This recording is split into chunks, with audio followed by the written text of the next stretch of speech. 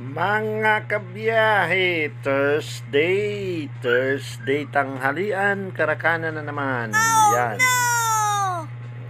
Yan, dumali na tayo dyan mga kabiyahe. Umorder tayo dyan mga kabiyahe ng higado ang ating pangulam mga kabiyahe. Higado. Kaya lang, ang problema, hindi ako makakain ng atay. Kasi yun ang lauk niyang higado na yan. Hindi ako makakain ng atay ng baboy kasi napipilay ako. So ngayon pinagpalit ko dyan, ipinapalit ko doon sa aking kasama yung mga atay. Good job. Binigay ko sa kanya at yung mga laman at mayroong kasamang taba ibinigay naman sa akin. Pinalit ko.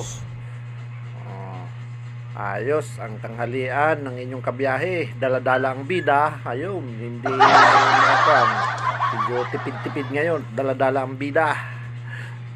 Nakapagsaing. Yan. Pagpalit tayo. Ayaw, di ma.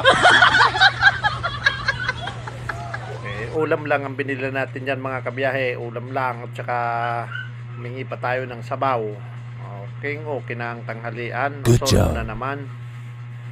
Solve na naman ang tanghalian ng inyong kabiyahe. Yan na ang laging buhay sa araw-araw mga kabiyahe.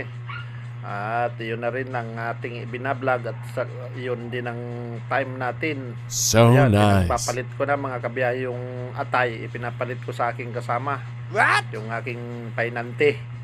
Sabi ko sa iyo to yung atay. Akin naman itong kuwan at hindi ko makakain at mapipilay na naman tayo. At ang inyong kabiyahe may rayuma na dahil lang siguro sa tagal ng pagdadrive. Noon, naging tricycle driver tayo. At laging, yun ang naging sakit. Yun ang umuwi sa akin, yung arthritis. Napipilay ako mga kabiyahe. Pag medyo sala ang kain at mataas ang uric acid ko yata. Yun na yata ang dadalhin natin sa hukay.